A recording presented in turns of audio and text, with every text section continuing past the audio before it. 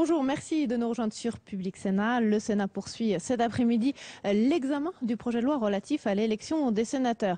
La séance autour de ce texte avait débuté la semaine dernière et elle s'est achevée après le rejet par le Sénat des 2 motions déposées autour de ce texte par l'opposition. Les sénateurs vont donc commencer cet après-midi l'examen des articles autour de ce projet de loi sur l'élection des sénateurs. Alors je vous rappelle dans les grandes lignes les 2 principales mesures de ce projet de loi.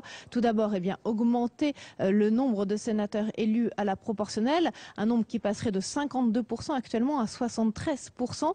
Et mécaniquement, il y aurait également plus de femmes élues ici au Sénat, puisqu'à la proportionnelle est attachée la parité. Deuxième mesure principale sur ce texte, le poids des grandes communes serait plus important, puisqu'il y aurait maintenant un délégué supplémentaire par tranche de 800 habitants et non plus de 1000 dans les communes de plus de 30 000 habitants. Donc voilà pour les 2 principales mesures autour de ce projet de loi. L'opposition a dénoncé la semaine dernière un tripatouillage électoral. La gauche, elle, souligne plutôt sa volonté de rééquilibrage quant au poids des grandes communes dans le corps électoral des sénateurs. Alors pour bien comprendre un petit peu tous les enjeux autour de ce projet de loi, je vous laisse juge, je vous laisse suivre la séance tout de suite sur notre antenne. Très bon après-midi à tous. Monsieur Béchu, je vous en prie. Merci Monsieur le Président, Monsieur le Ministre, Monsieur le rapporteur, Monsieur le Président de la Commission. Moi je défends l'amendement d'Yves Détraigne, enfin pardon, c'est impropre, je souhaite utiliser ce créneau d'explication de vote pour vous indiquer les raisons pour lesquelles je vais le voter.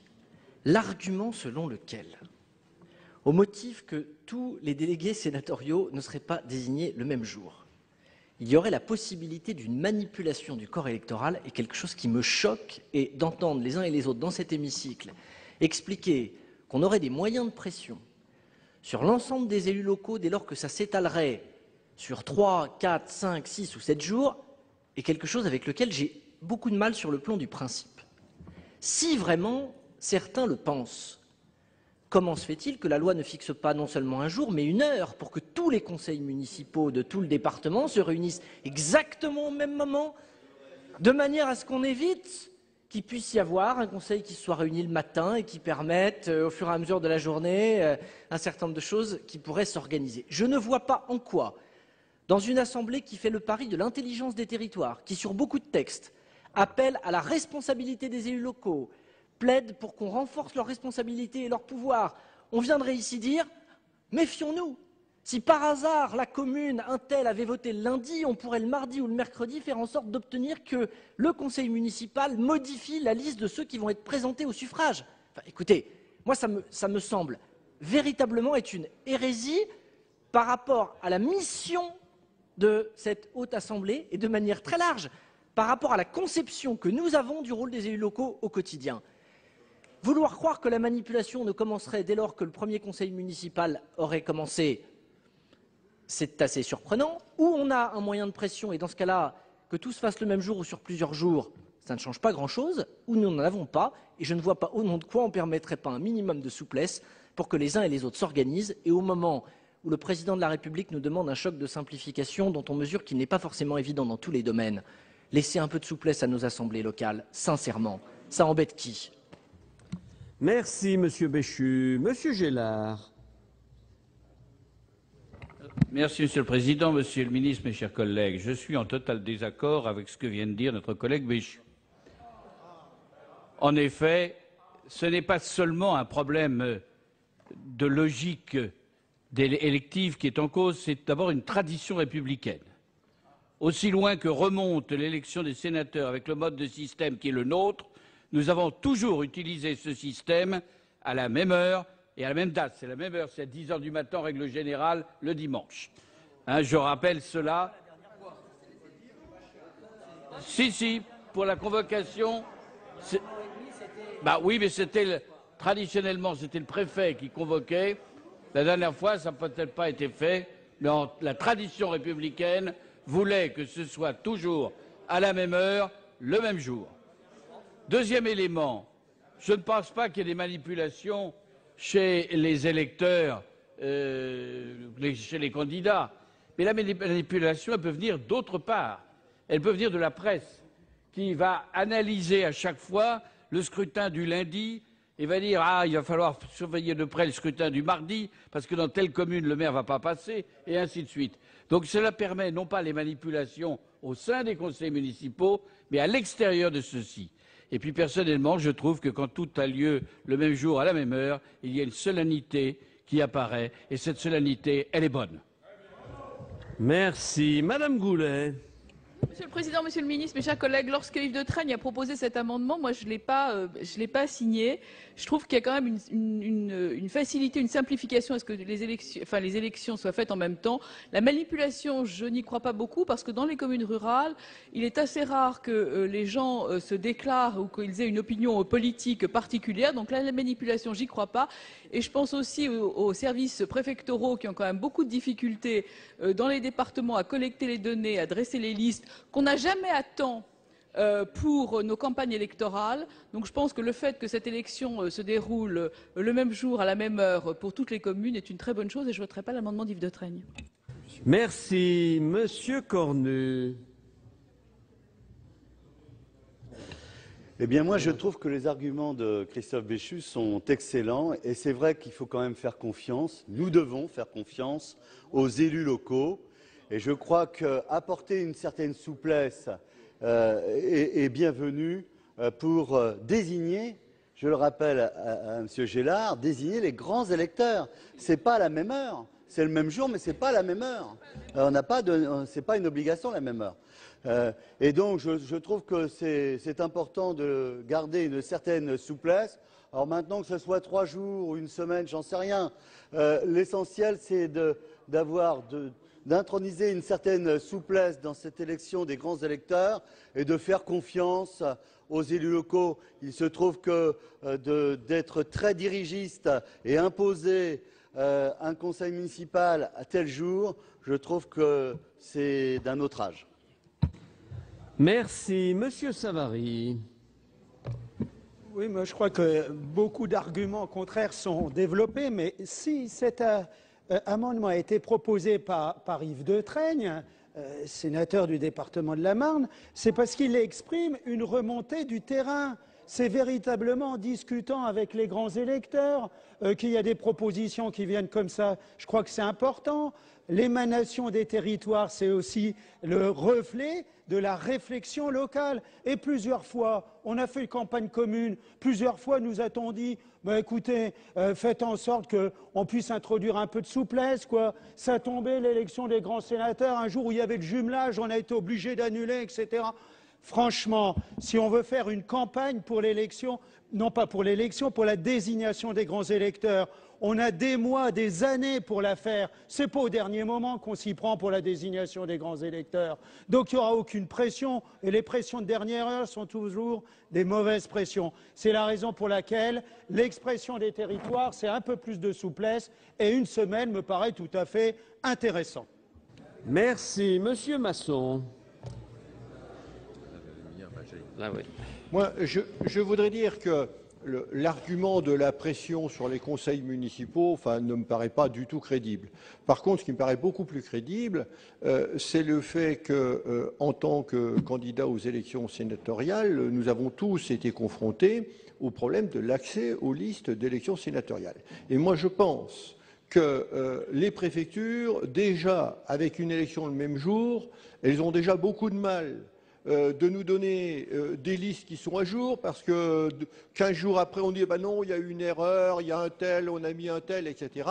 Bon, si on étale ça sur 8 jours, ça va être le foutoir complet. Et moi, je pense qu'il y a quand même... Bon, il faut imaginer, par exemple, dans mon département, il y a 730 ou 750 communes. Bon, c'est quelque chose d'extravagant parce que parfois, les gens répondent pas, etc. Bon, si le préfet doit attendre 8 jours de plus pour constater que les gens n'ont pas répondu, etc., eh bien, c'est quelque chose qui va aggraver les problèmes de facilité, d'accessibilité aux listes électorales des électeurs définitifs, des électeurs sénatoriaux.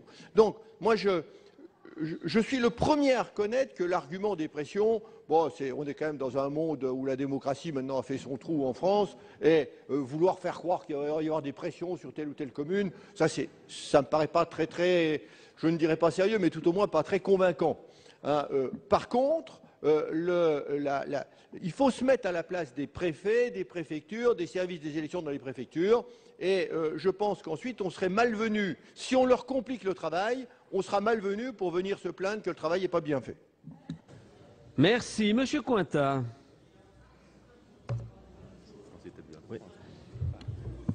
Oui, Monsieur le Président, Monsieur le Ministre, mes chers collègues, je ne pense pas qu'il y ait de manipulation, comme on l'a dit tout à l'heure, du corps électoral pendant une semaine où se déroulerait la désignation des délégués. Mais je voudrais rester dans le domaine de la cohérence. En effet, qu'on le veuille ou pas, on est bien obligé de constater que quand une ville désigne ses délégués, ça donne une indication sur la température politique et qu'on ne peut pas ne pas en tenir compte. Et telle ville qui fera les désignations après une autre pourrait être tentée de modifier éventuellement son choix en fonction des résultats des élections précédentes. Qu'on le veuille ou pas, c'est ainsi. Et la preuve, dans la cohérence, c'est que vous-même, vous avez reconnu, vous avez voté, j'ai voté, nous avons voté, que les élections dans certains pays du monde, et notamment en Polynésie, aient lieu le samedi, pour que justement les électeurs, quand ils votent, ne soient pas influencés par les résultats donnés par les journalistes sur les résultats des élections. Or, qu'est-ce que nous faisons ici? Je vais le dire, mon ami Yves de Treigne. Nous sommes en train de dire on va faire des élections sur une semaine, comme ça vous pourrez voir un peu ce qui se passe ailleurs. Non, je crois que dans la République, il faut être cohérent, et être cohérent, c'est de le faire le même jour, à la même heure. Merci. Je vais donc mettre aux voix le sous-amendement 60 de Madame Lipietz, qui a reçu l'avis défavorable de la Commission et du Gouvernement. Quels sont ceux qui sont pour son adoption? Avis contraire? Il n'est pas adopté. Je mets donc aux voix l'amendement 11 rectifié terre, qui a reçu l'avis défavorable et de la Commission et du Gouvernement. L'amendement de Monsieur De Treigne. Quels sont ceux qui sont pour son adoption? Avis contraire? Il n'est pas adopté. Nous en arrivons à 3 amendements faisant l'objet d'une discussion commune. L'amendement numéro 30 de Monsieur Gorce. Est-ce qu'il tombe, celui-ci? Alors, il est défendu. Enfin, il n'est pas défendu, il tombe. Amendement 58 de Monsieur Favier. Oui, Monsieur le Président, Monsieur le Ministre, mes chers collègues, d'abord peut-être un petit rappel nécessaire pour comprendre la nature et le sens de cet amendement. Le projet de loi qui avait été présenté par le gouvernement de Lionel Jospin en 1999 proposait une disposition similaire, donc à savoir de désigner un grand électeur, d'élire un grand électeur pour 500 habitants. Mais au cours de la navette, à l'initiative de notre groupe d'ailleurs, reprise par la majorité de l'Assemblée nationale à l'époque, le Parlement a décidé d'établir le seuil de désignation de grands électeurs à 1 pour 300, quelle que soit la taille de la ville. Et c'est sur cette base-là que le Conseil constitutionnel, par une décision du 6 juillet 2000, a censuré cet article en indiquant que la proposition dépassait le principe de correction démographique accepté jusqu'alors. Les délégués supplémentaires devenaient majoritaires dans le collège électoral, donc au détriment des membres des conseils municipaux. Le Conseil constitutionnel, d'ailleurs, s'appuie effectivement en faisant référence à certains départements. Nous estimons qu'avec notre proposition, donc d'un grand électeur pour 500 habitants, le constat du Conseil constitutionnel ne sera plus le même s'il est saisi et que nous revenons donc dans le schéma d'une correction démographique. En tout cas, contrairement à ce qui n'a pas été indiqué en commission, cet amendement n'est pas contraire à la décision du Conseil constitutionnel puisqu'il est sensiblement différent de la disposition censurée. La décision du Conseil constitutionnel ne portait pas sur le principe de l'élargissement du corps électoral ou le mécanisme de désignation du nouveau collège électoral, mais sur les conséquences chiffrées. Nous vous demandons donc d'examiner précisément cette proposition qui vise, on le voit donc, à renforcer la légitimité du Sénat et à rééquilibrer la représentation des zones urbaines et des zones rurales. Merci. Amendement 31 rectifié de Madame Claes. Oui, merci Monsieur le Président. Je pense qu'il n'a échappé à personne, vu la ferveur des débats jusqu'à présent, que la constitution du collège des grands électeurs présente un certain nombre de petites erreurs ou d'anomalies dont je n'ai certainement pas la prétention en un seul amendement de les résoudre tous. Néanmoins, il y a quand même une anomalie qui saute aux yeux quand on regarde le tableau de la répartition de ces grands électeurs, c'est l'apparition d'une tranche de strates de population pour les communes qui concerne, vous me pardonnerez, je vais passer sur les 999 pour aller plus vite dans mon propos, mais une tranche de population 9 à 10 000 habitants. C'est uniquement pour le code électoral et depuis 56 ou 58, je ne sais plus, qu'est apparue cette tranche dans le code électoral. Nul n'en connaît plus aujourd'hui les raisons et elle ne correspond en tout cas à rien dans le code général des collectivités territoriales et notamment elle ne correspond pas non plus à une composition différente du conseil municipal. Donc ma proposition est de rectifier ce que j'appelle une incohérence et de fusionner ces deux tranches 5 à 9 000 habitants et 9 à 10 000 habitants pour n'en faire qu'une seule, qui serait représentée au niveau du collège des grands électeurs par 27 grands électeurs. Ça diminue un tout petit peu la représentativité pour les communes de 9 à 10 000, ça l'augmente de façon, me semble-t-il, significative, logique et cohérente pour les communes de 5 à 9 000. Ça fait donc une seule tranche qui serait représentée par 27 conseillers municipaux et au-delà de 10 000, ce serait tout le conseil municipal. Donc la logique voulue par le législateur dans le code électoral en construisant ce tableau des grands électeurs ne serait en rien perturbée et on récupérerait là une anomalie, me semble-t-il.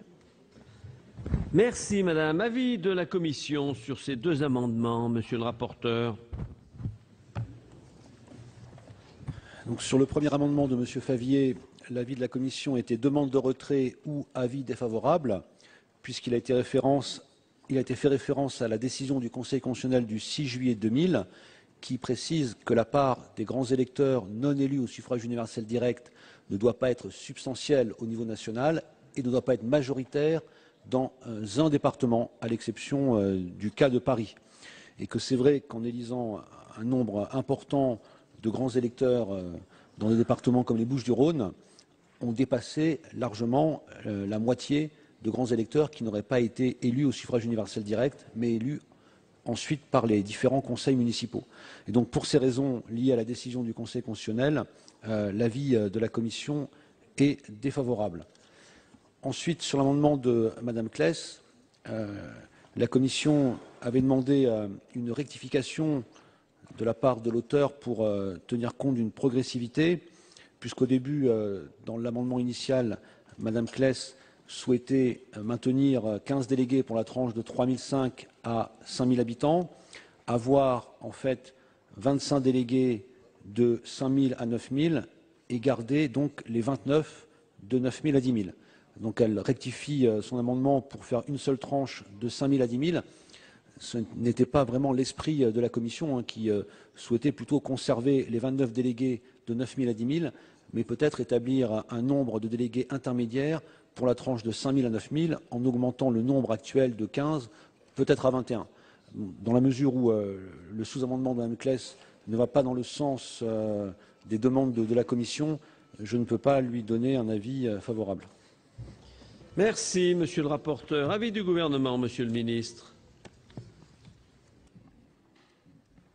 Monsieur le Président, très rapidement, sur l'amendement de monsieur Favier, le gouvernement y est défavorable, puisque c'est l'équilibre du texte qui s'en trouverait touché, parce que votre amendement, monsieur le sénateur, a comme pour conséquence de fortement réduire la représentation des plus petites communes. Dans les communes de 500 habitants, le nombre de délégués par commune serait divisé par 3, d'où l'opposition du gouvernement à cet amendement. Quant à l'amendement de Mme Claes, en vous demandant, si vous le souhaitez, de bien vouloir le retirer, le gouvernement souhaite éviter la multiplication des strates, source de nouveaux effets de seuil et compliquant ainsi, très honnêtement, la tâche en termes de représentation et l'équilibre actuel.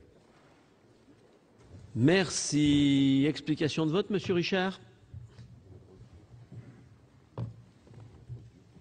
Oui, Monsieur le Président, je me permettrai de présenter une suggestion à nos collègues. L'amendement de Madame Claes, je crois, évoque un sujet tout de même assez sérieux sur la composition du collège sénatorial. En effet, le collège sénatorial doit être composé de représentants des collectivités et le Conseil constitutionnel nous a rappelé que cette représentation des collectivités devait respecter leur diversité. Donc qu'il ne devait pas aller jusqu'à une proportionnalité démographique complète. En revanche, le Conseil nous dit les délégués supplémentaires ou la progression du nombre de délégués en fonction de la population a pour objet d'opérer un correctif démographique. Et ceci est conforme à la Constitution. Or, il saute aux yeux, quand on regarde le tableau, que ce correctif démographique a des problèmes de cohérence. Jusqu'à 3 500 habitants, vous avez une représentation des communes dans le collège qui, au fond, est plafonnée à un délégué pour 500 habitants. Entre 500 et 1500, vous avez 3 délégués. Entre 1500 et 2500, vous en avez 5. Donc, à chaque fois, vous redescendez à chaque tranche d'un nombre d'électeurs plus bas et vous remontez jusqu'à 500. Bien. Or, à 3500, vous passez d'un seul coup de 7 à 15. Donc, vous avez une représentation plus favorable des communes de 3501 habitants que des communes de 2501 habitants. Première incohérence. Deuxième incohérence, vous avez le même nombre de délégués de 3501 habitants à 8999. Donc vous avez un écart de plus de 2 dans cette même tranche.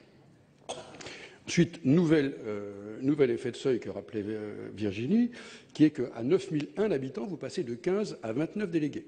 Donc vous retombez à un niveau de représentation du délégué supplémentaire qui est plus bas que celui de la commune de 3000 habitants.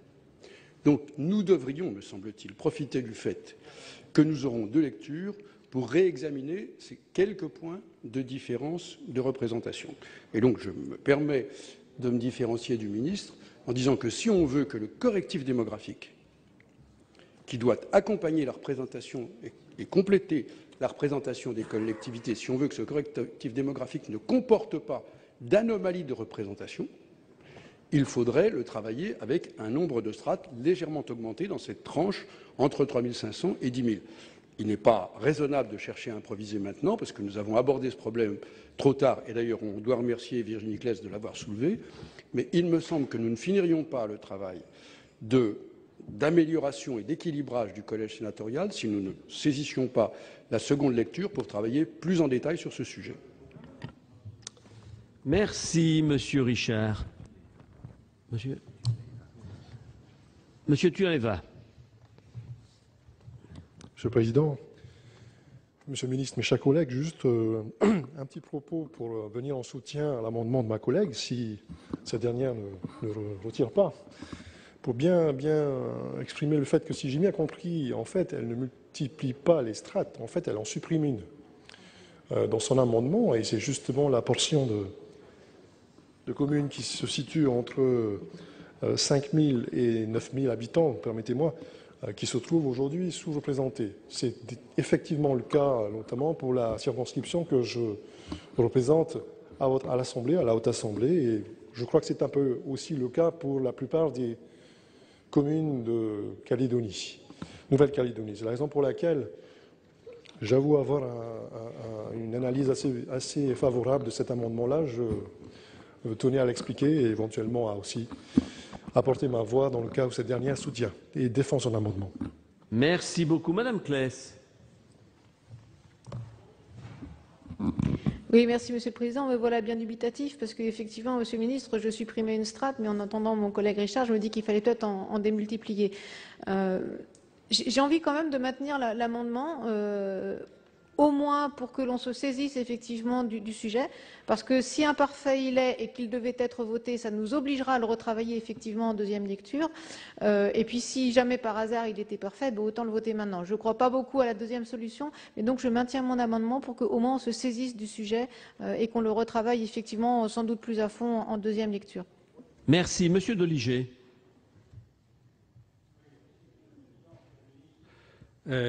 Moi, j'ai écouté avec beaucoup d'attention l'explication de notre collègue Richard, qui me paraît intéressante sur le plan intellectuel et qui mérite d'être approfondie. Alors, je ne sais pas si ça colle tout à fait avec l'amendement de Mme Claes, mais c'est intéressant parce que ça aurait au moins l'avantage de redonner un peu, je dirais, de vigueur à ce qu'on peut appeler le monde rural, enfin les communes de taille moyenne ou petite.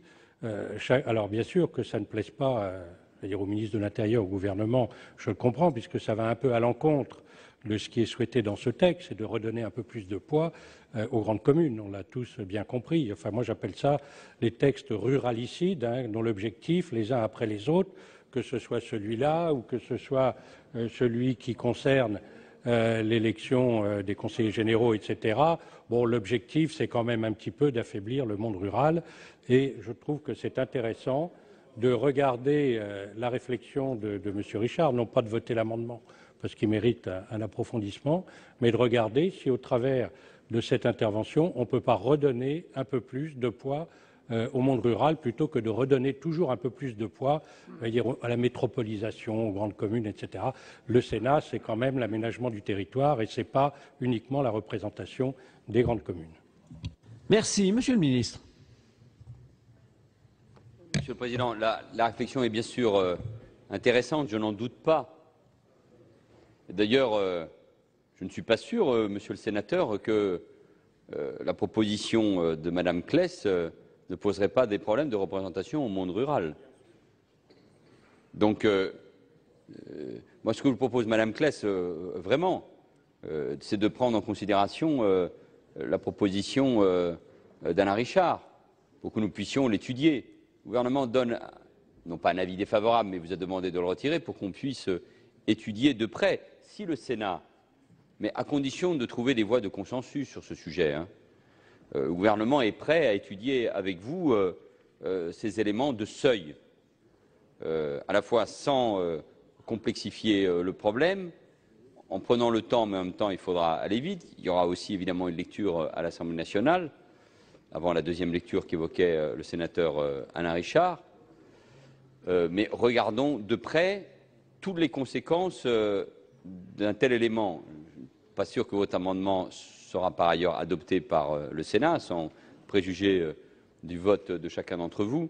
Mais moi, je préfère que vous le retiriez. Le problème a été soulevé et étudions-le ensemble pour voir si des choses peuvent être améliorées sans rompre les équilibres auxquels vous êtes tous, je me permets de le rappeler, attachés. Merci, Monsieur le ministre. Madame Claes. Devant les assurances promises par le ministre dans l'hémicycle, j'accepte de retirer l'amendement et je suis tout à fait prête à travailler avec qui voudra sur le sujet. Merci. L'amendement donc 31 rectifié retiré, et je vais mettre aux voix l'amendement 58 de Monsieur Favier qui a reçu l'avis défavorable de la commission, sauf s'il est retiré. Il a maintenu, Monsieur Favier? Il est maintenu. Et l'avis défavorable du gouvernement. Quels sont ceux qui sont pour son adoption? Avis contraire? Il n'est pas adopté. Nous en arrivons, avant l'article 1er, à un amendement 42 rectifié terre de M. Cornu ou M. Montgolfier. Monsieur le Président, mes chers collègues, Monsieur le Ministre, c'est un amendement de conséquence. Nous avons tout à l'heure introduit dans le corps électoral des sénateurs les sénateurs eux-mêmes, et donc en conséquence, il vous est proposé de modifier l'article L287 du Code électoral pour inclure le mot sénateur, les sénateurs et un sénateur. Je ne sais pas si c'était satisfait par le sous-amendement du gouvernement tout à l'heure, mais en tout cas, il y aurait lieu de tirer les conséquences de notre vote de tout à l'heure. Merci. Quel est l'avis de la Commission sur cet amendement de conséquence? Je vais être très laconique. L'avis est bien évidemment favorable. Il s'agit de tirer les conséquences du vote qui est déjà intervenu. Donc l'avis de la Commission est favorable. Merci. Même avis du gouvernement? Merci. Donc je mets aux voix cet amendement de M. Cornu qui a reçu l'avis favorable de la Commission et la sagesse du gouvernement. Quels sont ceux qui sont pour son adoption? Avis contraire? Unanimité, il est adopté. Nous en arrivons à l'article 1er. J'ai une demande de prise de parole de M. Jean-Louis Masson. Vous avez la parole, M. Masson. Monsieur le Président, chers collègues, je l'avais dit dans le débat général, autant je suis plutôt favorable à l'article 2, autant je suis très hostile à l'opération qui consiste à augmenter encore le poids des grandes villes. Parce qu'à force d'augmenter le poids des grandes villes, finalement, on arrive à déstabiliser la finalité profonde du Sénat, qui est de représenter les territoires. Avec les redécoupages des cantons qui sont programmés, qui vont avoir lieu, et je comprends qu'il faille redécouper les cantons parce que les écarts de population étaient trop importants. Mais avec les redécoupages des cantons, on va déjà, je dirais, donner un poids beaucoup plus fort aux villes qu'aux campagnes dans la gestion des départements.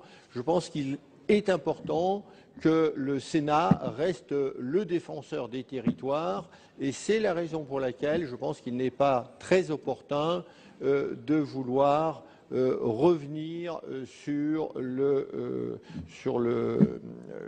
taux de représentativité de 1 pour 1000 et de le faire passer 1 pour 800. Merci, Monsieur Masson. Nous en arrivons à 4 amendements faisant l'objet d'une discussion commune, 4 amendements de suppression, à commencer par le numéro 2 du président Gaudin, qu'il défend. Monsieur de Montgolfier. Merci, Monsieur le Président, Monsieur le Ministre, mes chers collègues. Alors, nous arrivons là, en effet, à l'essentiel, après avoir discuté beaucoup de procédures, de préparation électorale. Nous en arrivons à la définition du corps électoral qu'on nous propose de modifier, puisque l'article 1er du texte modifierait l'article L285 du Code électoral en diminuant le nombre de délégués qui passerait donc de 1000 à 800 habitants dans les communes de plus de 3000 habitants, et ce qui aboutirait à la désignation de délégués supplémentaires. Alors, bien sûr, la motivation de cette modification, elle est clairement indiquée dans le rapport. J'ai lu avec attention le rapport et le rapporteur nous dit « ça a pour objet d'assurer une meilleure représentation de la population des villes, des communes les peu peuplées et des zones urbaines dans le collège électoral ». Donc, par définition, si on va assurer une meilleure représentation des zones urbaines, ça veut dire qu'on souhaite assurer une moindre représentation des zones rurales. Et c'est la raison pour laquelle, évidemment, nous proposons la suppression de cet article 1er qui ne se justifie pas. Il faut en effet tenir compte également du contexte. On a parlé un instant des cantons, diminution par 2 du nombre de cantons, c'est-à-dire des très grands territoires, avec augmentation du nombre des élus. Je ne vois pas très bien l'intérêt. Ça constitue une mesure en effet qui est contre le monde rural. Ça, c'est la raison de fond. Mais il y a également une raison de forme et de calendrier. Nous sommes le 18 juin, les élections au 18 juin 2013.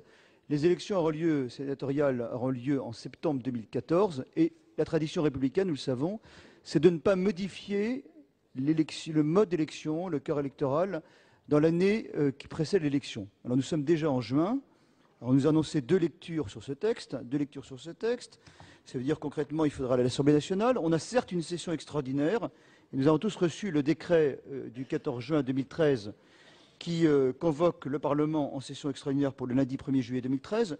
Mais quand je vois qu'il y a 4 pages d'ordre du jour dans ce décret, j'ai quelques doutes, puisqu'on va commencer par le Conseil supérieur de la magistrature, l'interdiction du cumul, la transparence de la vie politique, le procureur de la République financier, l'audiovisuel public, l'approbation des comptes, la pupille de l'État, l'outre-mer, etc., etc., etc., et les sénateurs.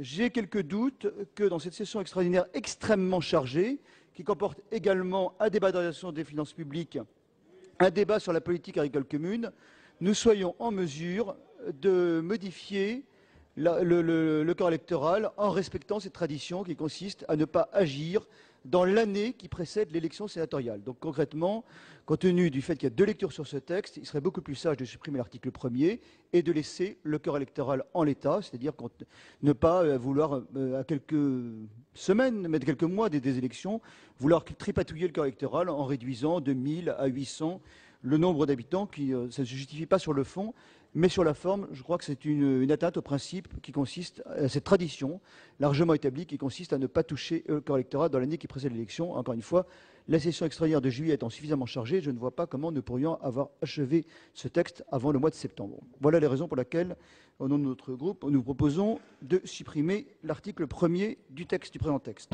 Merci, Monsieur de Montgolfier. Amendement 23, Monsieur Masson. Oui, Monsieur le Président, j'ai déjà expliqué mon point de vue. Je pense que, non pas pour des raisons de stabilité du système électoral à un an de l'échéance, parce que c'est une règle qui est très... Enfin, c'est même pas une règle, c'est une habitude très récente et qui n'a pas de fondement juridique, mais simplement pour défendre les zones rurales, pour leur préserver une certaine représentation et notamment défendre les communes rurales. Moi, je propose la suppression également donc, de cet article. Et amendement 32, Monsieur Colomba. Bien, comme j'ai eu l'occasion de l'expliquer lors du vote sur la motion, donc la question préalable, autant je pense que la disposition du projet de loi étendant le champ de scrutin proportionnel ne changera pas beaucoup, ou en tout cas on ne sait pas ce que ça peut donner au niveau de l'expression des territoires ruraux, autant il est bien évident que cette disposition vise à amoindrir la capacité d'expression donc de ces territoires ruraux, même si je reconnais bien volontiers que, in fine, la portée pratique de la disposition est tout à fait limitée. Pour moi, c'est une question de principe. Merci. Amendement 39, c'est Monsieur Detraigne.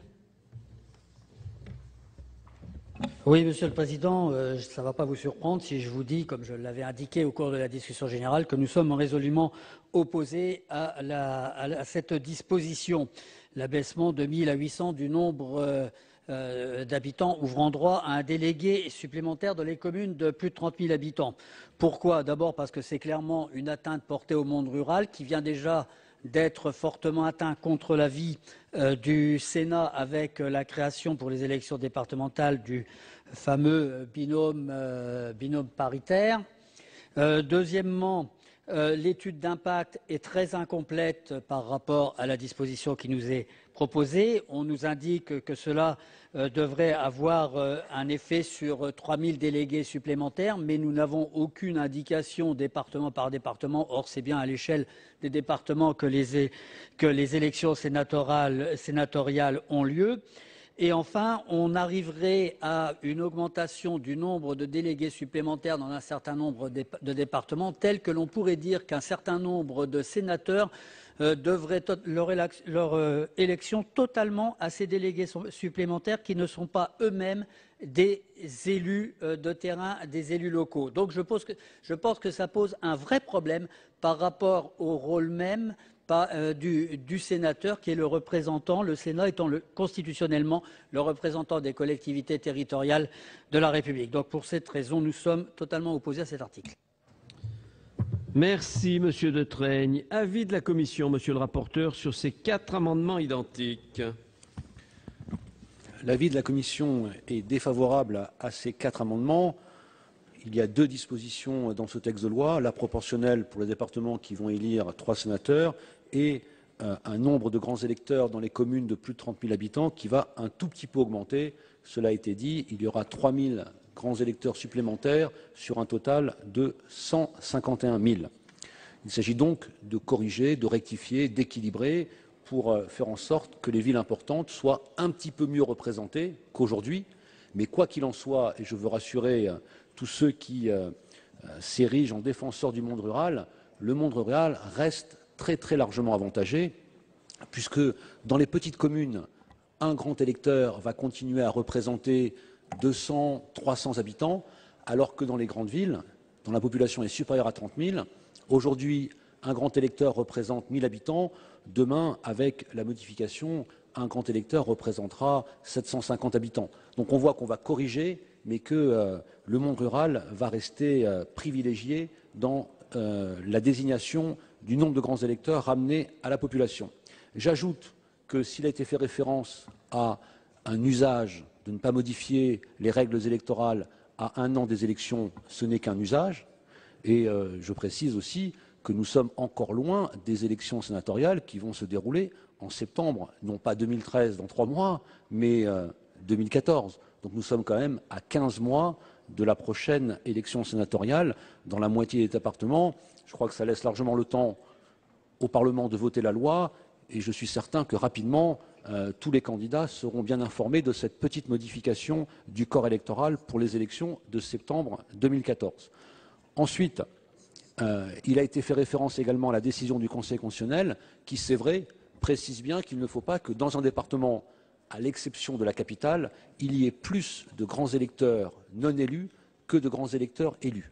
Et dans l'étude d'impact, on voit bien que le département qui est le plus concerné par la modification proposée, il s'agit des Bouches-du-Rhône, verrait la part de grands électeurs non élus passer sur l'ensemble du corps électoral de 32% à 36%. Et sans être un grand mathématicien, je crois que vous aurez compris que de 36 à 50, il y a encore beaucoup de marge de manœuvre. D'ailleurs, cette modification qui vise à rééquilibrer et à mettre un peu de justice dans la représentation des territoires a été jugée souvent modeste par de nombreux groupes politiques. Mais je crois qu'il faut aller dans ce sens, qu'il faut rééquilibrer de manière raisonnable en faisant passer la tranche de 1 grand électeur pour 1000 habitants à 1 pour 800. On tient compte des évolutions démographiques. On montre aussi que les grandes villes doivent être prises en considération sans pour autant les opposer au monde rural qui continue à être privilégié dans la répartition des grands électeurs. Il s'agit, comme cela a été dit dans le débat général, d'une modification qui, je crois, est raisonnable et va dans le sens d'une plus grande légitimité pour le Sénat, qui a bien sûr vocation à représenter le monde rural, mais également les villes et les grandes villes. Il ne faut pas opposer l'un à l'autre. Les deux sont complètement complémentaires. Le monde urbain a besoin du monde rural et le monde rural a besoin du monde urbain. Et ici, le Sénat a vocation à représenter toutes les collectivités, qu'elles soient rurales ou urbaines. Merci, Monsieur le rapporteur. Monsieur le Président de la Commission. Et Monsieur le Président, Monsieur le Ministre, mes chers collègues, je suis quelque peu étonné par certaines réactions ou interventions.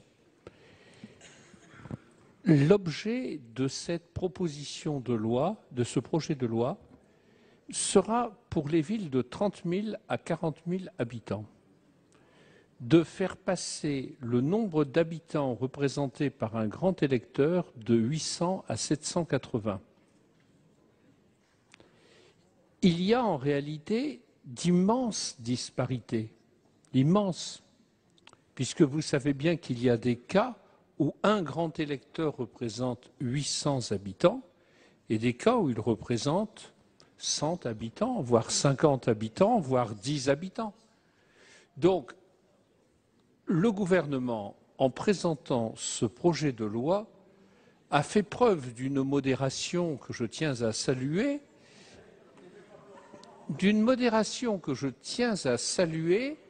dans le respect des communes rurales.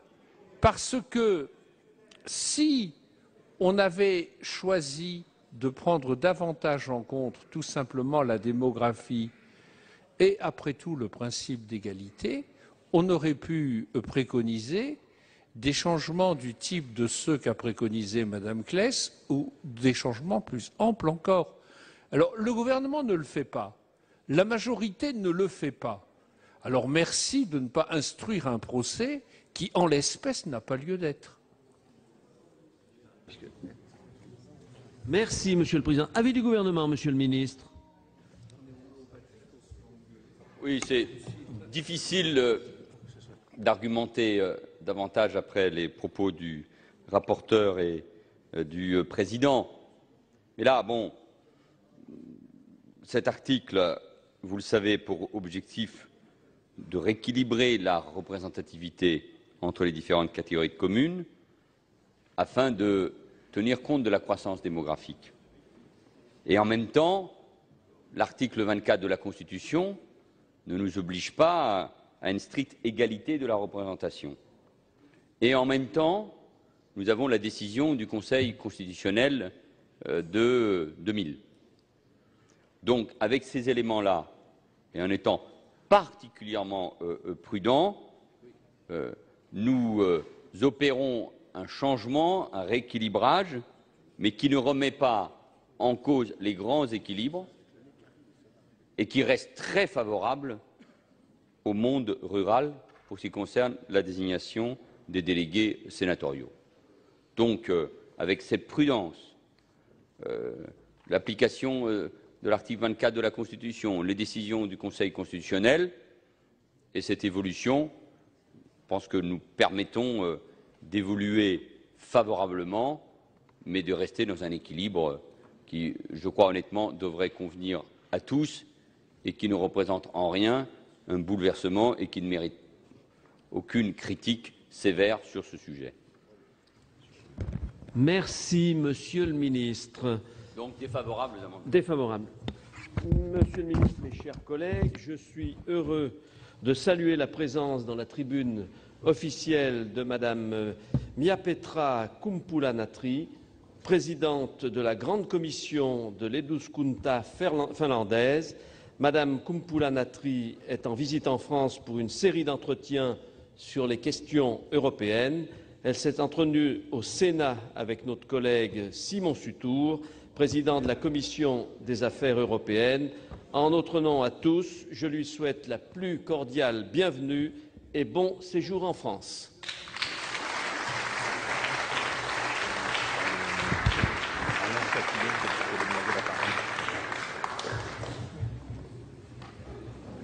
Monsieur Chatillon, pour explication de vote.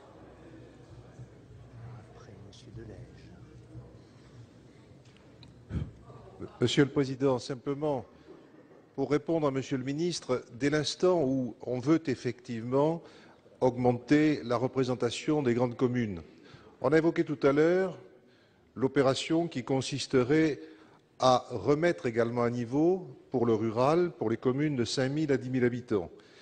Est-ce que sur cet amendement, il ne faut pas, là aussi, se dire qu'on met tout ensemble, on fait l'étude et on tâche de le représenter le plus tôt possible, mais on le fait à la fois pour le rural et à la fois pour l'urbain, mais je ne vois pas pourquoi on traiterait immédiatement une meilleure représentation de l'urbain au détriment du rural, sans évoquer le problème du rural. Merci, Monsieur Chatillon. Monsieur Delège. Merci, Monsieur le Président, Monsieur le Ministre. Effectivement, quand on parle d'élection et de représentation, il faut trouver le juste équilibre entre une représentation de la population, c'est-à-dire une représentation démographique, mais aussi une représentation des territoires. Force est de constater que tous les textes que vous nous soumettez depuis quelques semaines vont tous dans le même sens. Ils vont tous dans le même sens et le message est très clair. C'est une atténuation de la représentation territoriale au profit d'une représentation démographique. Et par conséquent, vous ne pouvez pas nous dire, Monsieur le Ministre, la main sur le cœur, votre attachement aux territoires ruraux et en même temps, à chaque texte, envoyer toujours le même message et que vous le vouliez ou non, je l'ai regardé dans mon secteur, mais chacun a pu le faire dans son département, ce n'est pas tant la division par deux du nombre de cantons qui me préoccupe, mais le fait que vous avez veillé à faire en sorte que le redécoupage des cantons se fasse essentiellement, et c'est bien le terme dans la loi, essentiellement sur une base territoriale, ce qui aura pour effet, dans chaque Conseil général, d'amoindrir la représentation territoriale au profit d'une représentation démographique, car c'est bien dans la loi le terme essentiellement sur une base démographique que vous avez fait voter à l'Assemblée, contrairement à ce que nous souhaitions ici au Sénat, c'est-à-dire une possibilité de s'écarter de la moyenne démographique de plus ou de moins 30%. Et là, avec la désignation des grands électeurs, une fois de plus, on va dans le sens d'un amoindrissement de la représentation territoriale et par conséquent, je ne voterai pas, comme beaucoup de mes collègues, cet article. Je voterai l'amendement qui vise à le supprimer parce que, encore une fois, ce sont les territoires ruraux qui vont faire les frais de cette réforme. Et je ne sais pas si vous aviez des intentions malignes par rapport à un résultat électoral que vous anticiperiez. Je ne peux pas le croire et par conséquent, j'en conclus que la seule justification, c'est l'affaiblissement des territoires ruraux. Merci. Monsieur le ministre. Merci, Monsieur le Président, de me laisser répondre dans un dialogue. Parce que moi, je ne veux pas de malentendus et encore moins de faux procès. Et en l'occurrence, c'est un faux procès. Puis vous confondez deux choses. L'élection des délégués au Sénat et l'élection aux départements, aux conseils départementaux. où là, pour le deuxième, s'appliquent des principes constitutionnels, même si nous avons intégré aussi dans le redécoupage la représentation des territoires, à travers des amendements qui ont été d'abord votés à l'Assemblée nationale, puisqu'une majorité du Sénat n'a pas voulu de ce texte. C'est à l'Assemblée nationale, nous avons pris y compris un amendement du groupe UDI pour intégrer les territoires. Mais il y a des principes constitutionnels. Mais ni un ministre ni un parlementaire ne peut les remettre en cause. Et cette représentation des territoires sur des bases démographiques, bien sûr, mais aussi en tenant compte de ce qu'est la réalité de notre pays. Et je suis convaincu que le redécoupage cantonal tiendra compte de ces éléments. Mais dans une démocratie, notamment au suffrage direct, pas totalement inconcevable que ce soit un homme, une femme, une voix qui s'impose, pardon de le rappeler. Pour ce qui concerne le Sénat, plus de 2/3 des délégués des conseils municipaux représentent les communes de moins de 10 000 habitants, alors que celles-ci ne regroupent que la moitié de la population. Est-ce que nous changeons drastiquement cet élément? Non. La population totale des communes de plus de 100 000 habitants est 2 fois plus élevée que celle des communes de moins de 500 habitants, tandis que ces dernières disposent de 2 fois plus de délégués. Est-ce qu'on bouleverse cela? Non. Dans les communes de plus de 100 000 habitants, le nombre des délégués en part du nombre total de délégués a même évolué dans un sens défavorable à ces grandes communes. Il est passé de 8,3% du total des délégués en 1964 à 7,45% du total délégué en 2010. Donc ne nous faites pas un procès sur la représentation des territoires encadrés par le Conseil. Non, non, parce que là, mesdames et messieurs les sénateurs de l'opposition, ce n'est pas vrai. Ce n'est pas vrai. Ce n'est pas vrai.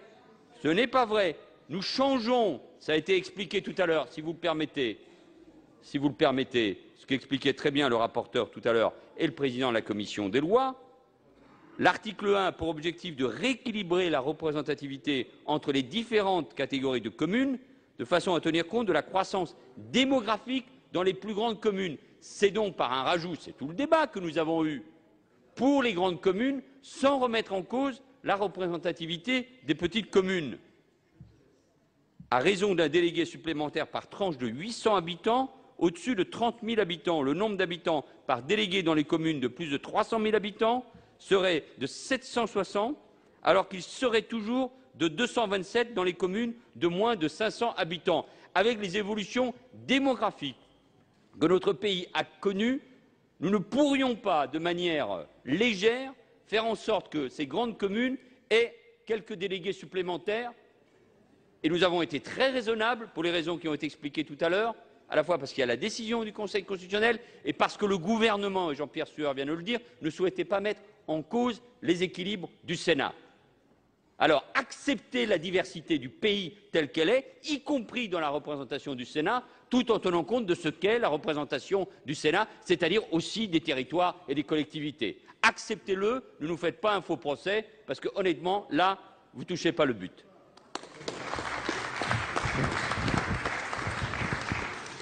Je passe la parole à Monsieur Favier.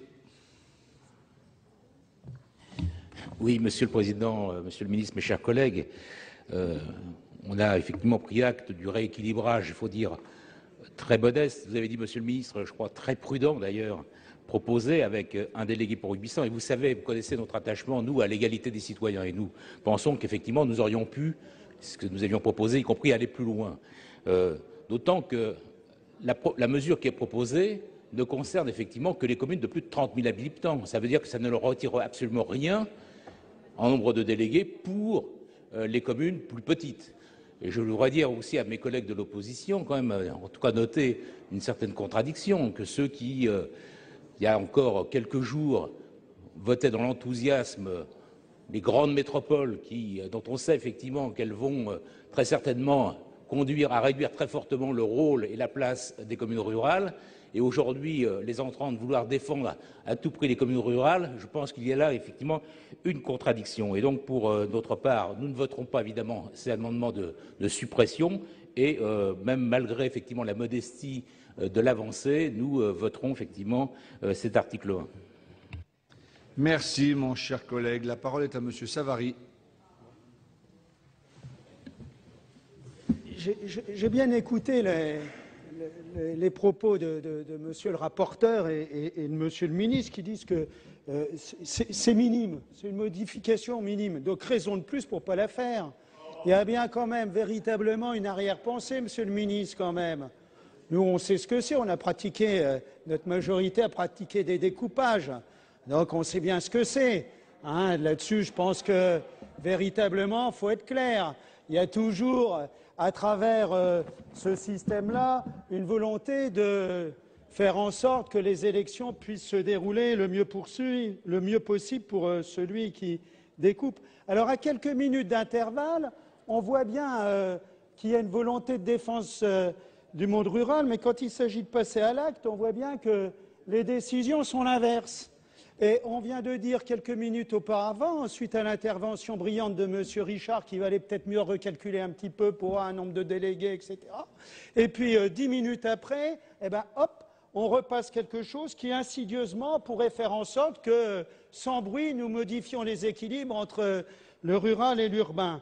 Alors moi, je crois qu'il y a un rapprochement, puisque ça fait un certain nombre d'heures qu'on passe dans cet hémicycle à travailler sur les élections municipales, départementales, sénatoriales aujourd'hui, et on voit bien que, tranquillement, il y a quand même une arrière-pensée.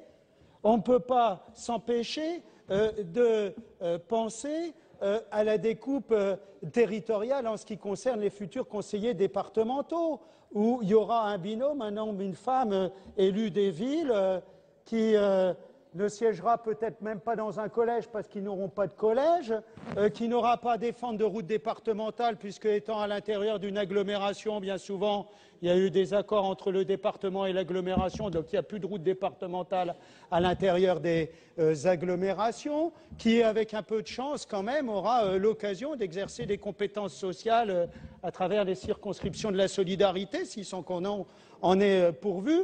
Et puis de l'autre côté, un binôme, toujours homme-femme, de conseillers départementaux du monde rural, avec, quand on voit la carte, plus de 90 communes, 110 communes dans un des cantons futurs cantons éventuels, selon votre bon vouloir en ce qui concerne le département de la Marne, avec 1 à 2 collèges, un certain nombre de centaines de kilomètres de routes départementales, donc de missions bien différentes. Donc on est légitimement en voie de penser qu'il faut être vigilant à cet équilibre entre le monde rural et le monde urbain. En plus, il faut souligner que c'est une élection au scrutin indirect, puisque les conseillers municipaux sont désignés par les électeurs pour prendre des responsabilités et entre autres ensuite désigner le corps électoral du Sénat. Et là, en rajoutant un certain nombre de personnes à ce collège-là, c'est encore une élection indirecte faite par des gens désignés indirectement. Donc on voit bien qu'on s'éloigne complètement des électeurs de base. C'est la raison pour laquelle je suis particulièrement hostile à cet article qui en fait habille surtout l'article suivant pour le passage à la proportionnelle dans les départements de 3 sénateurs. Et je pense que c'est mieux de présenter une loi avec quelques articles qu'une loi avec un seul article, celui de passer à la proportionnelle les départements à 3 sénateurs. Merci. La parole à Monsieur Moret. Merci, Monsieur le Président. Monsieur le Président, Monsieur le Ministre, mes chers collègues, moi je voterai les amendements de suppression de cet article pour les raisons, j'allais dire, qui sont exposées dans l'étude d'impact, puisque ça a été rappelé, l'étude d'impact spécifie que cette disposition a pour objet d'assurer une meilleure représentation des zones urbaines et une meilleure prise en compte du poids démographique des communes. Bien, je suis en désaccord total avec ce double objectif. Renforcer les zones urbaines, ça veut dire, n'en déplaise à Monsieur le ministre qui s'est agacé sur le sujet, ce qui montre qu'il n'est peut-être pas très à l'aise sur ce point, que quand on veut renforcer le monde urbain, c'est forcément au détriment du monde rural. Je veux dire, l'inverse n'est pas possible. Et j'ai beaucoup aimé l'expression utilisée par notre collègue tout à l'heure, qui a parlé de textes ruralicides. Parce qu'effectivement, on est dans des textes ruralicides.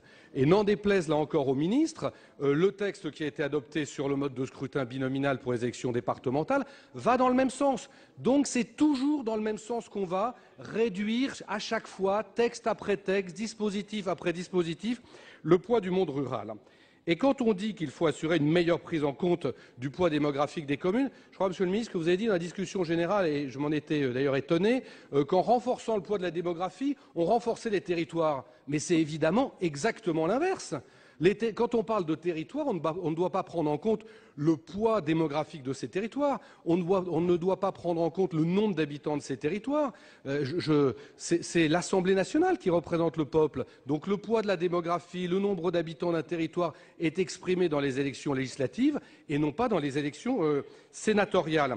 Et quand vous avez dit il y a quelques instants qu'il y avait, je crois que vous avez dit qu'il y avait 2/3 des délégués qui représenteraient les communes de moins de 10 000 habitants. Je vous rappelle qu'il y a 2/3 des communes qui ont moins de 500 habitants. Donc on voit très bien qu'aujourd'hui, déjà, il y a une prise en compte du poids relatif des collectivités.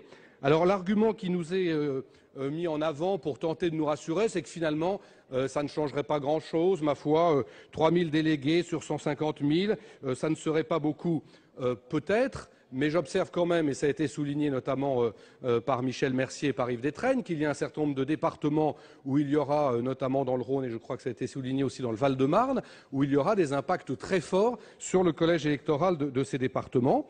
Et puis, comme je l'indiquais, c'est toujours dans le même sens que l'on va, des mauvais coups portés au monde rural, texte après texte. Et quand j'entendais tout à l'heure M. Gors, dont les propos pouvaient paraître provocants, ils étaient effectivement tout à fait provocants, je me demandais si quelque part il n'était pas en service commandé pour exprimer tout haut ce qu'un certain nombre de parlementaires socialistes pensent tout bas. Le Sénat est une anomalie démocratique, c'est un illustre socialiste qui l'a dit, et donc on essaie petit à petit, parce que fort heureusement il y a la jurisprudence du Conseil constitutionnel, mais on essaie quand même petit à petit de rogner sur le rôle du Sénat comme représentant des territoires et des collectivités locales. Donc je voterai ces amendements de suppression. Je passe la parole à Monsieur Philippe Bas. Ah, il a déjà. Merci, Monsieur le Président. Je me garderai bien, Monsieur le Ministre, de faire un procès d'intention au gouvernement. Ce n'est pas du tout l'objet des différentes interventions des membres du groupe auquel j'appartiens. Je voudrais simplement vous dire que, certes, nous ne diminuons pas le nombre de représentants du monde rural, mais nous augmentons le nombre de représentants du monde urbain, ce qui veut dire qu'en valeur relative, le monde rural sera moins représenté qu'avant. Ceci n'est pas un procès d'intention, c'est une simple constatation, elle est objective. La deuxième chose que je voudrais dire, c'est que, et là c'est une question de principe et elle est grave, à partir du moment où nous désignons de plus en plus de grands électeurs qui ne sont pas des élus de leur collectivité territoriale, eh bien nous allons sur un chemin qui est mauvais, car il a pour effet de diminuer la portée du principe constitutionnel selon lequel le Sénat représente les collectivités territoriales de la République. Et si, dans leur sagesse, les constituants, depuis plusieurs constitutions, ont prévu exactement la même chose, ça n'est pas simplement pour faire plaisir aux communes, c'est avec l'idée que s'il y a une deuxième chambre, elle doit avoir son originalité, et cette originalité repose sur le fait que ces élus sont sélectionnés par des élus en raison de l'expérience qu'ils ont eux-mêmes des affaires publiques et qui leur permet d'avoir une vision originale de la manière dont il faut remplir cette fonction sénatoriale. À partir du moment où, dans certains départements, on me citait par exemple le chiffre des Hauts-de-Seine, on va passer de 30 à 35% la part des grands électeurs qui ne sont pas des élus, mais qui seront donc des militants, eh bien on dénature l'institution sénatoriale. Et cette question de principe est pour moi tout à fait essentielle. On ne peut pas la passer par pertes et profits.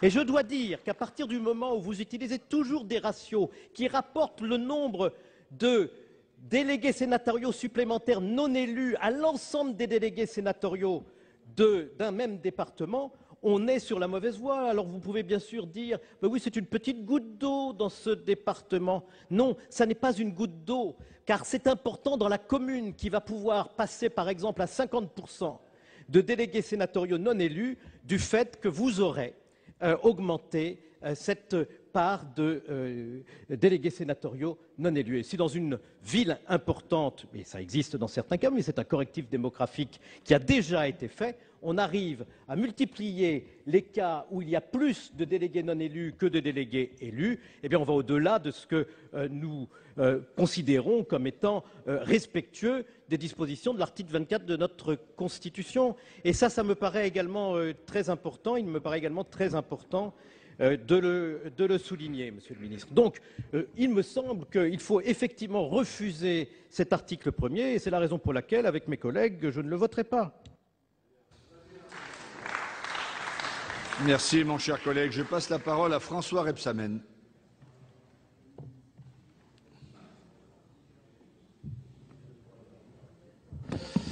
J'ai pris 2-3 notes parce qu'on a déjà eu ce débat finalement à travers la discussion générale l'autre jour. Chers collègues, tout ce qui est excessif est insignifiant et certaines des remarques n'ont pas lieu d'être. Comment parler d'un texte ruralicide? Mais il ne s'agit absolument pas aujourd'hui de diminuer la représentation du monde rural, il s'agit d'augmenter légèrement la représentation du monde urbain. C'est pas la même chose, mais non, mais non.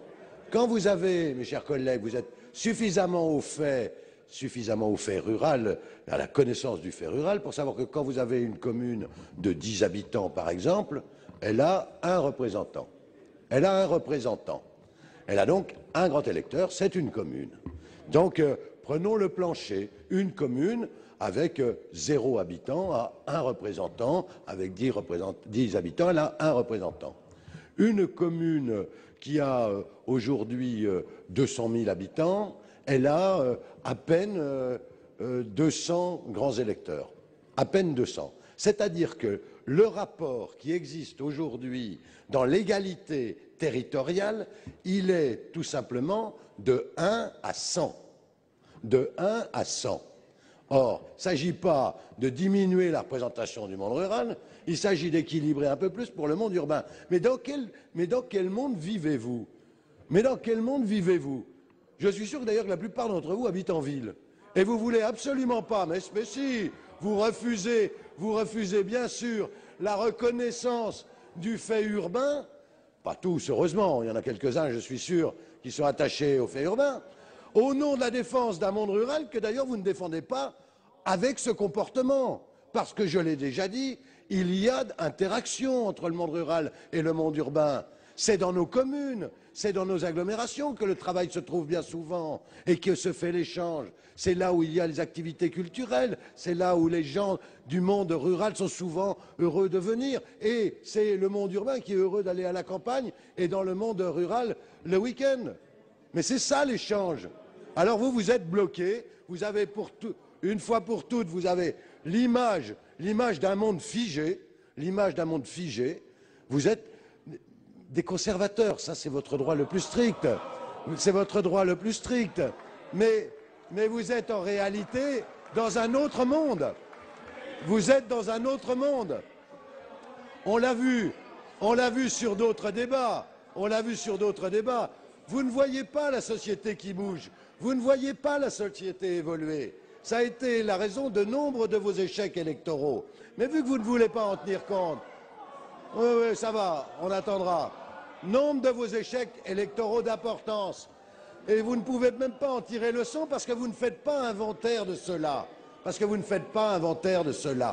Et donc, c'est pour vous appeler à prendre en compte la réalité, qui est aujourd'hui un léger rééquilibrage du monde urbain.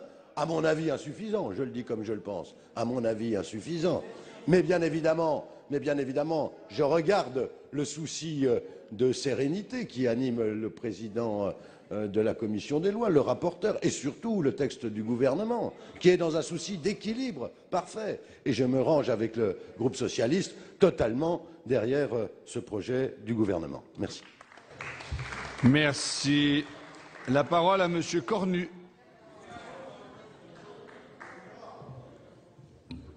Oui, moi je dois reconnaître à Monsieur le ministre une certaine constance et même un fil directeur. C'est vrai que le gouvernement, au lieu de s'occuper de réduire le chômage, au lieu de s'occuper de la compétitivité des entreprises et d'améliorer le pouvoir d'achat de nos concitoyens, c'est vrai que je vous trouve remarquable, Monsieur le ministre, puisque vous arrivez en un an à vous occuper et à bidouiller les élections électorales. Tous les niveaux, municipal, intercommunal, cantonal et maintenant sénatorial. Et pire, avec une mauvaise foi évidente, ou alors vous ne savez pas compter. Ce que je pense que c'est pas. Je pense que malheureusement c'est la mauvaise foi qui prédomine, parce que franchement, c'est le monde rural que vous méprisez. C'est le monde rural que vous voulez atteindre. C'est bien ça la réalité. C'est bien ça. Parce que la proportionnelle, on le voit bien, c'est encore le monde rural qui est atteint. C'est ça, en fait, que vous voulez. Parce que vous voulez bidouiller les élections pour rester au pouvoir. Mais vous ne me méprenez pas. Vous avez vu les résultats dimanche.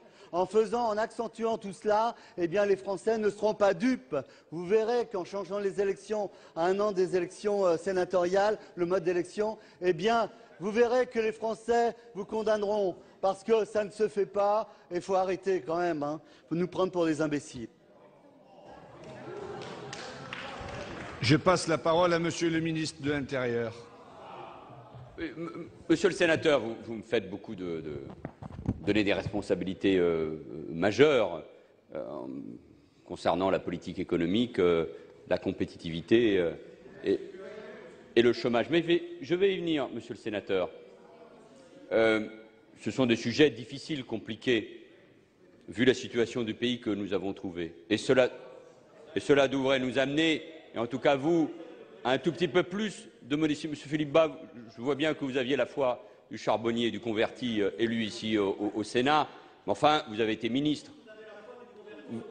Je suis au gouvernement, ça je vous le confirme, vous n'y êtes plus. Les électeurs sont passés par là. Mais en tout état de cause, ça devrait nous amener les uns et les autres à de la modestie, et en tout cas, il y a des mots que vous avez employés qui, je ne doute pas un seul instant, dépassent votre pensée. Le gouvernement présente un certain nombre de textes électoraux. Nous avions pris un engagement concernant l'annulation, l'abrogation du conseiller territorial. Cet engagement a été tenu, vous le saviez, de toute façon, il n'était pas rentré en application. Et puis, nous présentons un texte qui concerne le Sénat et qui me paraît être équilibré et qui revient d'ailleurs, pour ce qui concerne la proportionnelle, sur des choix qui avaient déjà été mis en œuvre quand nous étions au pouvoir. Mais franchement, sur les mots concernant la ruralité, je suis ministre de l'Intérieur, donc je suis aussi en charge effectivement et d'abord de la sécurité des Français. Mais qui a supprimé plus de 10 000 postes de policiers et de gendarmes dans ce pays, si ce n'est votre gouvernement et votre majorité au cours de ces dernières années? Qui a créé les conditions d'une hémorragie sans précédent dans la gendarmerie, c'est-à-dire la force qui a en charge la sécurité dans les territoires ruraux? C'est vous. Qui a mis en cause l'organisation des brigades de gendarmerie dans les territoires ruraux? C'est vous. Alors je n'accepte pas les leçons concernant le monde rural, car vous, par votre politique économique, par votre politique agricole et par votre politique de sécurité, vous avez mis en cause le monde rural. Nous n'avons aucune leçon à recevoir de votre part dans ce domaine-là.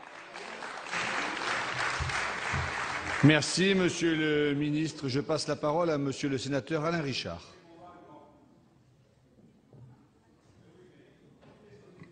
Il est peut-être possible de garder les conditions d'un dialogue courtois et amical. Je sens que l'un ou l'autre peuvent le souhaiter ici. Donc, je voudrais simplement poursuivre le raisonnement. Plusieurs collègues ont évoqué la difficulté pour le monde rural résultant du système qui a été adopté pour les élections départementales. Mais je me permets de rappeler que nous avons les uns et les autres à notre tour saisi le Conseil constitutionnel de toutes les lois électorales, petites ou grandes, qui ont été adoptées au cours des 30 dernières années. Et chacun à notre tour, nous avons parfois pris le manche du râteau dans la figure. Et une bonne partie des décisions adoptées par le Conseil constitutionnel que nous avions sollicitées ont abouti à des solutions qui ne nous convenaient pas. Et je voudrais en particulier souligner le fait que, quand il s'agit d'élections directes, c'est le cas des élections départementales, le Conseil ne peut pas faire autrement que d'appliquer le principe « un homme, une voix ». Il le réénonce à toutes les lois électorales depuis 30 ans. Et je voudrais souligner en particulier que même dans le cas des intercommunalités, en 1995, en censurant une loi adoptée par la majorité soutenant M. Pasqua à l'époque, le Conseil constitutionnel a dit que même pour les représentations intercommunales, on était obligé de respecter le principe « un homme, une voix ». Et c'est ce qui vous a conduit, comme nous, dans la loi que vous aviez présentée en 2009, à prévoir qu'il y aurait une représentation proportionnelle, démographique, des représentations communautaires. Donc nous sommes sur des rails.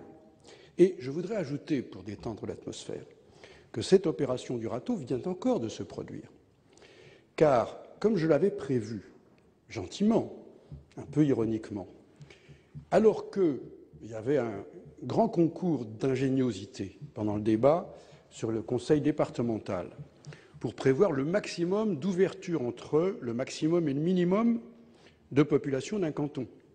On s'était plus ou moins mis d'accord sur un écart de moins 30 à plus 30%, avec en plus des dérogations. Comme je l'avais prévu, le recours présenté par vous, mes chers collègues, devant le Conseil constitutionnel, a voulu faire usage au maximum du principe d'égalité démographique. Et il a obtenu satisfaction. Si bien que sur votre demande, sur votre saisine, le Conseil a supprimé de la loi du 17 mai toute possibilité de dérogation à l'égalité démographique. Donc, il me semble que sur ce point-là, on a tous un peu à apprendre de l'expérience et un peu de réserve à garder. Maintenant, en ce qui concerne l'élection indirecte du Sénat, on peut avoir cette divergence pour savoir si le léger rééquilibrage qui se fait en faveur de la représentation démographique des communes urbaines est un dérapage. Je ferai observer en particulier à mon excellent collègue M. Bas que dans la décision de 2000 du Conseil constitutionnel, celle sur la précédente réforme sénatoriale, le Conseil a pris la peine de préciser que le dispositif en vigueur à l'époque, la loi donc, avec les pondérations de 2000, était conforme aux principes constitutionnels. Or, cette loi, à ce moment-là, comprenait, et ça ne défrisait personne, une forte correction démographique en faveur des villes. Et il y avait déjà des départements dans lesquels les représentants, les délégués supplémentaires représentaient 20, 25, 30% du corps électoral. Et il n'est venu à l'esprit de personne de le supprimer. Donc ce sont bien des choses avec lesquelles nous vivons et qui représentent un équilibre correct, un équilibre réfléchi et délibéré entre la représentation de la diversité des collectivités et la représentation tenant compte du principe un homme, une voix, qui n'est quand même pas un attentat à la représentation territoriale. Dernière observation. Il n'est pas possible en droit de prétendre que des élus représentent des territoires. Ils représentent toujours des êtres humains. Et d'ailleurs, nos collègues de la commission des lois ne s'y sont pas trompés, puisqu'il était arrivé de la créativité spontanée du groupe UMP un amendement qui prévoyait d'énoncer en principe que les sénateurs représentaient les territoires. On leur a fait observer calmement et respectueusement que ceci risquait de se heurter à une objection constitutionnelle parce qu'on ne peut pas représenter les territoires vides. On ne représente que les humains qui les occupent. Et donc les collègues ont eu la sagesse de retirer cet amendement. Il me semble donc qu'on peut se rapprocher et s'écouter calmement. Merci, Monsieur Richard. Je passe la parole à Monsieur Doligé.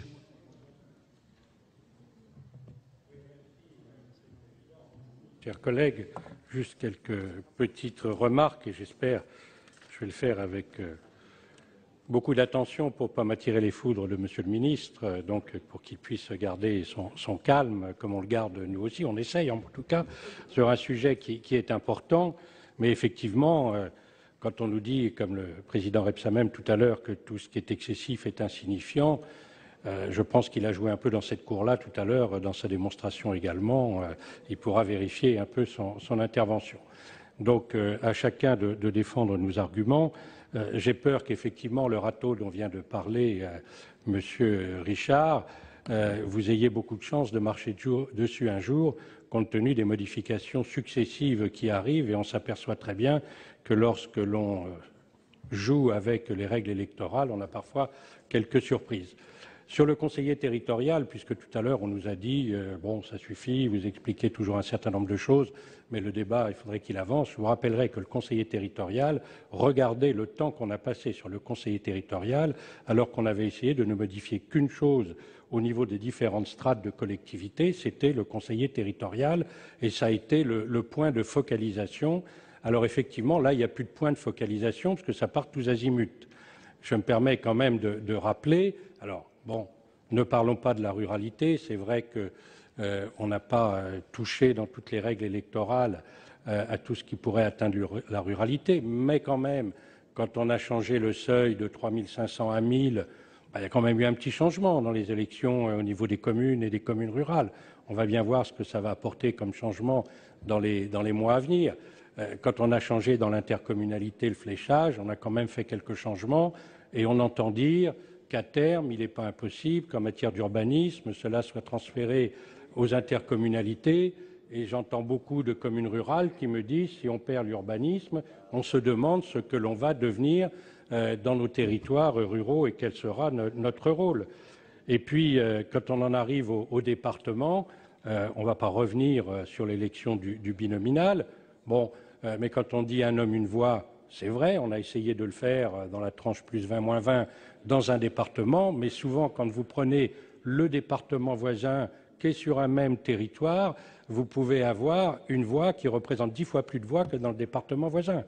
Il y a beaucoup moins de population et il y a autant de cantons. Donc, ça a été fait département par département et ça n'a pas été vu dans une autre vision. Et puis ensuite, on en vient aux élections sénatoriales. Alors, il est vrai, je le reconnais, Monsieur le ministre, que vous n'avez pas touché à la ruralité, c'est vrai. Bon. Mais, comme cela a été dit par mes collègues, il y en a quand même plus dans le monde urbain. Donc, par comparaison, les 3 000 sur 150 000, ça pèse quand même. Et on sait tous que dans certains endroits, ça, plus ça, toutes ces petites touches, hein, conserver le même corps électoral au niveau des régionales et des cantonales, modifier un peu par-ci et par-là, ça a du poids quand nous sommes sur des élections avec des écarts qui sont extrêmement faibles. Et puis, donc, vous allez peut-être toucher aux élections législatives. Donc, en un an, tout ça sera quand même pas mal comme tableau de chasse, puisqu'on parle de la proportionnelle. Et il n'y a qu'une élection que vous avez oubliée dans la chaîne, c'est les élections régionales. Et on se demande pourquoi. Cherchez l'erreur. Les élections régionales, alors moi, je serais pour que, parce qu'en entendant tout à l'heure mon collègue Albéric de Montgolfier, je pensais que dans l'emploi du temps qu'on allait avoir, il allait y avoir quelque chose sur les élections régionales. Bon, je ne l'ai pas entendu, mais peut-être qu'on pourrait mettre du binominal dans les élections régionales. Je trouve que ça serait un beau débat qu'on pourrait avoir dans notre Assemblée, qui, je pense, serait simple. Maintenant qu'on a l'expérience, puis au moins le département, ce ne serait pas unique au monde, on aurait au moins les régions également. Alors, juste pour revenir sur un chiffre, puisque tout à l'heure, notre collègue Rebsamen, 2 chiffres, Rebsamen nous a dit qu'il y avait un écart de 1 à 100. Ben, moi, je vais vous dire que dans le nouveau conseiller territorial, le nouveau conseiller, je ne sais plus comment il s'appelle, départemental, il y aura un écart parfois de 1 à 200, voire de 1 à 300 dans le travail qu'aura à faire un conseiller départemental, selon qu'il est dans une grande ville. À 10, il se partage une ville, alors que dans le monde rural, à seul, il peut avoir 30 villes.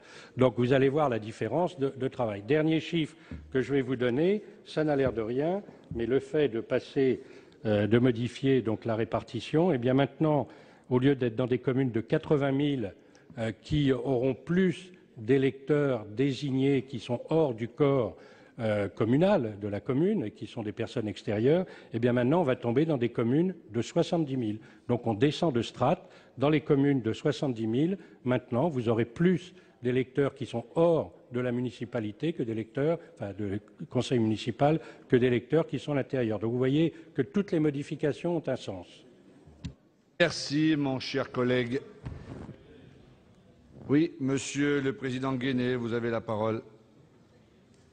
Merci, Monsieur le Président. Monsieur le Ministre, mes chers collègues, simplement, je voudrais revenir sur l'intervention de Monsieur le Ministre et de Monsieur le Ministre Richard également. Je crois que ce n'est pas forcément l'endroit pour faire l'exégèse des décisions du Conseil constitutionnel, mais ma foi, c'est intéressant et ça nous rajeunit un petit peu. Alors, simplement, je voudrais rappeler que le Conseil constitutionnel ne s'est pas prononcé sur l'écart du plus ou moins 30%, et je pense qu'il ne s'est pas attaché à dire qu'on devait respecter strictement le principe d'une voix pour une personne. Je crois que c'est intéressant parce que, en fait, il a simplement dit qu'on avait utilisé peut-être des formules un peu alambiquées et qui faisaient qu'on pouvait aller beaucoup plus loin que ne le permettait son approche. Et je crois que c'est intéressant parce que je trouve qu'il est un peu malséant de s'appuyer sur la décision du Conseil constitutionnel pour expliquer ce texte. Merci. Je mets aux voix ces 4 amendements. Je suis saisi d'une demande de scrutin public par les groupes UMP et socialistes sur ces amendements. Je vous rappelle que l'avis de la Commission est défavorable, que l'avis du Gouvernement est défavorable. Il va être procédé au scrutin public dans les conditions fixées par l'article 56 du règlement. Le scrutin sera ouvert dans quelques instants.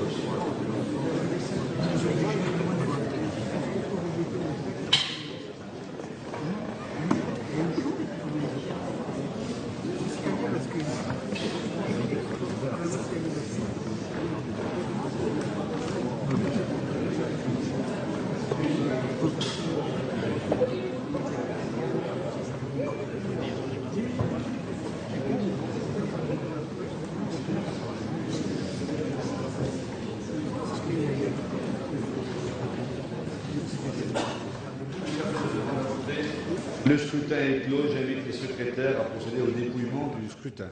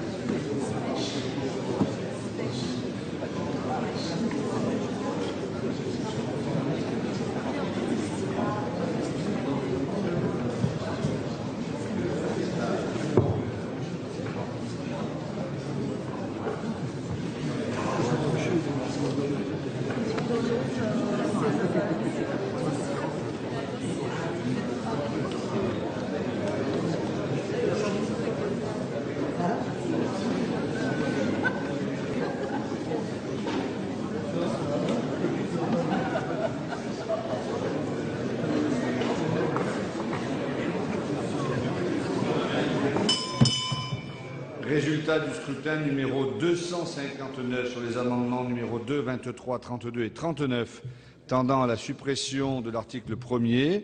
Nombre de votants 347, nombre de suffrages exprimés 347, pour l'adoption 171, contre 176.